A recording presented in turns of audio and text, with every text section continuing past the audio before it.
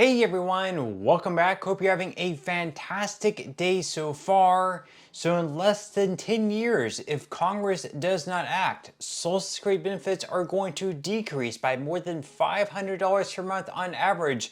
However, there is a new bipartisan plan in Congress that would not just fix the solvency issue going on with Social Security, but for some, they would actually be increasing benefits.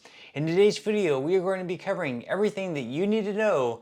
But before we go ahead and dive into for today, if you would like to explore potential huge savings on your Medicare plan, then you might want to consider giving Chapter a call today with that number up there on the screen.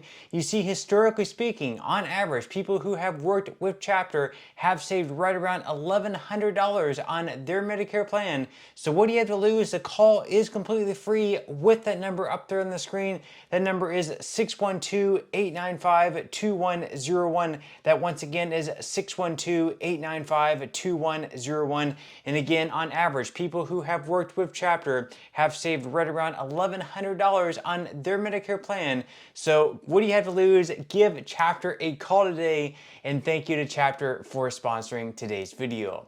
Okay, so diving right into it for today. So according to recent reports, not just from the Congressional Budget Office, but also straight from the Social Security trustees, unfortunately, in less than 10 years, right around in the next 7 to 8 years, if Congress does not act to change something within Social Security to either bring in more money into the trust fund or make sure that less money leaves the trust fund, unfortunately, there is going to be a cut across the board by anywhere between 20 to 26%. That would work out to a decrease of right around $500 or more for the average Social Security beneficiary. That is going to be extremely difficult for a lot of people to get by, especially in a time where people are living paycheck to paycheck on Social Security benefits.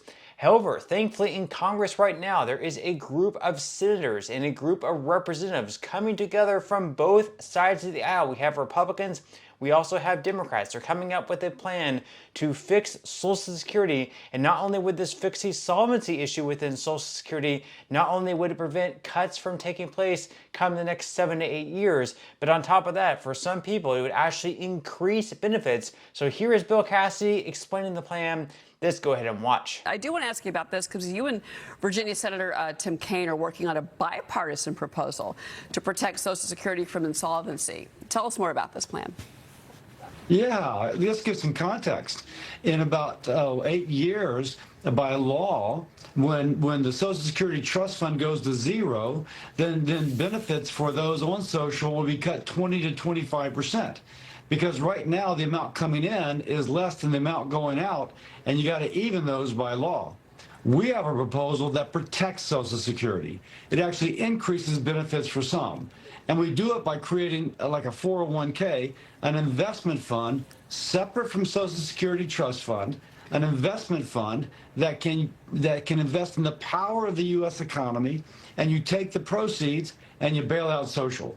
By the way, the beneficiary gets all the benefits she's promised. She doesn't have any risk if he doesn't have any risk if the market goes up and down. Okay. All risk is borne by the investment fund. It's a way to use the power of the U.S. economy to protect Social Security and even to improve benefits for some. And that's interesting, Senator. I've got my colleague Todd Pyro who's also got a question for you on this. Senator, great to talk to you. The question I've always wondered on this, and I get so many varied answers. For somebody like me, why not just raise the darn age? Because I'm 47 years old. I think I got a long runway ahead of us, and I ain't planning on taking this thing at 62. So why not just raise the age on me and people younger than me and around my age and sort of, double team this along with your bill? I'm a doctor. I can tell you, you look great. Thank you, sir. You're going to live to be 90 years old. Come on my show anytime. But there's a lot of folks in our society that don't look as good as you, if you will. Their health is not as good. And you can imagine at age 62, they've been swinging a sledgehammer, and they are just worn out. Their bodies are broken. And so if you raise their age of eligibility, you actually threaten to put them into poverty. I think that's why President Trump said that he did not want to raise the age of eligibility. We gotta work around that. By the way, President Trump also endorsed using a sovereign wealth fund, which is basically what we have, right, in order to bail out social. So I guess our plan allows someone maybe whose body is kind of worn out to still have their earlier age of retirement, but using the sovereign wealth fund strategy, which again President Trump has endorsed, we're able to bail it out so that you can still get the benefits that you need. And Senator, let me give you credit. That's the first real good answer I've heard in response to that point. No, I do appreciate it. Thanks for the compliment about my looks. It's misplaced, but about those individuals who are working jobs that admittedly are way more strenuous than what I'm doing. Guys, sorry. No. Let me interject. Well, Senator Cassidy, real quick before you go, any sense of when you're going to be able to bring this to the floor? Well, it goes to the Senate Finance Committee to speak briefly of process. Okay. Chairman Crapo has said that, of the chairman of that committee, that he'll have a hearing on Social Security. We've got, I don't know, 10 senators who are willing to support it. We also have people on the House side who are willing to support it. Now, let me just finish up by saying, you mentioned earlier about the need to focus on our indebtedness. If we address this for social, not only using President Trump's sovereign wealth fund, not only do we address the kind of protecting the benefit for the beneficiary, we also address 20% of our nation's indebtedness. It really is a win and a win and a win. Well, Senator, we got to run, but I'm with Todd. If you want to raise the age on retirement, I'm fine with that as well. And I'm older than him. You look pretty good, too. So Okay, so that once again is Bill Cassidy's plan. Let's hope by the end of the year they get some more momentum going. We'll definitely give you guys some updates as the rest of the year progresses. Maybe, just maybe, they'll get this passed at some point in 2026. They definitely cannot continue to kick the can down the road, though, and get closer to that insolvency date. Now, on top of that, they also have another bill in Congress, a new bill in Congress. A lot of people have been upset about these staff cuts and stuff that have taken place within Social Security. So from here on out, they want to make sure that the president won't have the power to either, make any type of changes within Social Security without first having congressional approval. That would go whether Joe Biden is in office, a Democrat is in office, or whether Donald Trump, a Republican, is in office. So according to Think Advisor, the Hands Off Our Social Security Act, a bill introduced in late July, would require congressional approval before the Social Security Administration could make any changes to benefits or services.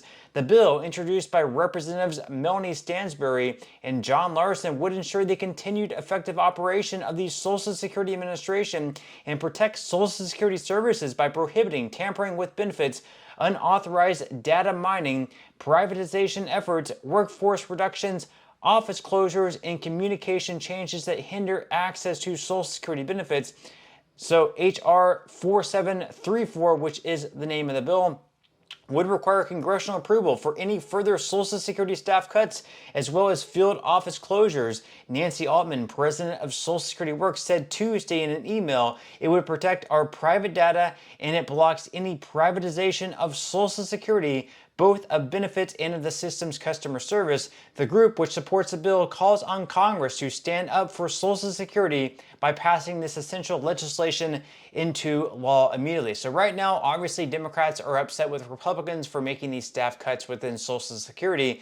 But it might actually make sense for Republicans to join the Democrats here, because whenever, eventually another Democrat is going to, come into office for president, whether that's coming up in 2028 with the next election, or, maybe 2032, eventually another Democrat is going to come into office and they're going to make changes within Social Security that Republicans may not like. So if you want to make sure that only Congress can authorize these changes, it might be something where Republicans want to team up with Democrats to, make it so the president cannot make these changes. But leave your thoughts and comments below. Now, some other things to look out for this month in August. Next week, we have the first important inflation report this year coming out from the Bureau of Labor Statistics. It's going to give us the first of 3 months for the third quarter data, which is going to give us a pretty good idea of what the next cost of living adjustment is going to be looking like come 2026.